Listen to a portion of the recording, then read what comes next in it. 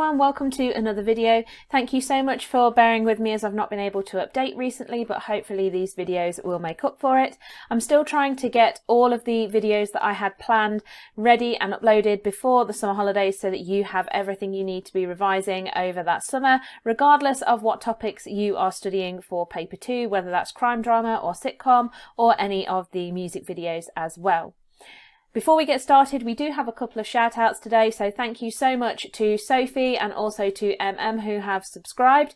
If you would like a shout out, all you need to do is to subscribe to the channel. I am desperately trying to get to 1,000 subscribers so that I can access that community tab, and it's going to be easier for you guys to get updates from me that way.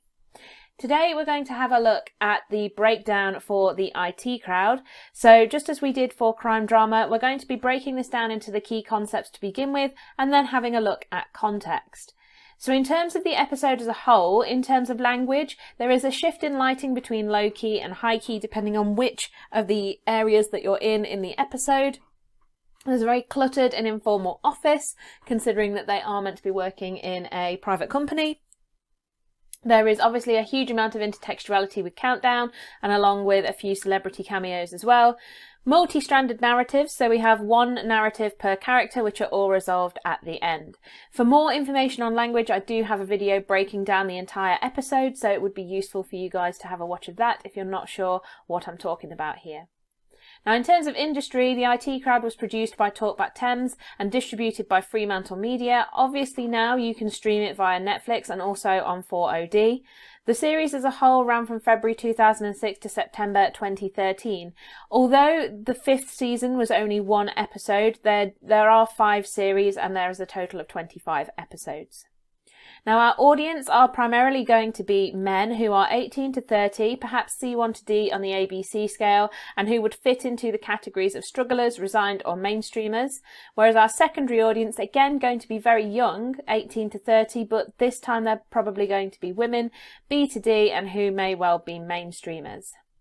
Now, for our representation, obviously the cluttered and informal settings represent the main characters, particularly in terms of Roy and Moss, and they also have this traditional and modern representation of nerd or geek characters and stereotypes being played out across the whole of the episode, where Roy represents a more modern representation of a nerd, whereas Moss represents a more traditional stereotype of a nerd or a geek. Now, obviously, these representations do contrast with the expectations in the 8+ club, and we have characters such as -1, who are a mishmash of all different kinds of stereotypes and who really are designed to satirize these stereotypes.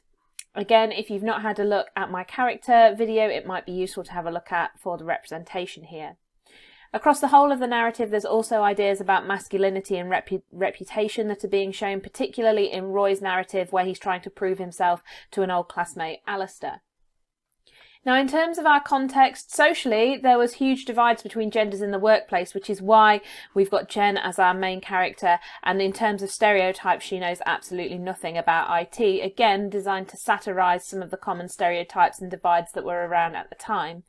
There were also stereotypes in careers such as IT which existed at the time, not only in terms of gender but also in terms of how IT was viewed. So in terms of IT at the time, it was considered to be something that men would access or guys would access more than women, and also it was the idea that IT was something that successful people accessed, or if you went into IT you would be successful.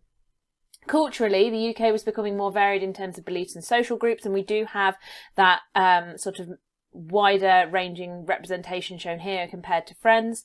Dress codes, beliefs, morals, values, they're all becoming more diverse and wide ranging, and if we were to look at the IT crowd as a whole, we've got characters such as the one that Noel Fielding plays, who obviously is a completely different sort of social group, if you like. Historically then, there was an increased move in tech and IT. It's seen as a secure and successful field to go into for careers, which the show sort of pokes fun at. Social media was just beginning to take off when the show first started, so Facebook had been invented 2 years before the first episode, which is why we have such references to it later on, and particularly in this episode with things such as Friendface, which obviously has taken the mick out of these bigger social media companies. Politically, Labour were in power during the run of the IT crowd, and 2006 was a relatively quiet year for politics and the UK as a whole, particularly when we compare it to things and events that are happening today. So hopefully you guys found that useful. We do have a few key terms here which you may want to have a look at. Make sure you understand, and if you don't, it might be useful to make note cards or to get yourself a sort of little media glossary going of all the things that you come across in our videos. If you haven't already, do please subscribe. You can do that by hitting the button below, and if you hit the notification icon, then you'll get instant messages every time I post a new video. I am desperately trying to get to 1,000 subscribers, as I said at the beginning of the episode, so that I can use the community tab, which will be easier then to keep in touch with you guys. But in the meantime, I do have the comments section open if you have any questions, comments or concerns, or you can get in touch with me through social media, through Twitter at media_revision, or through Instagram, which is at GCSE Media Revision. And I will see you guys later for another video.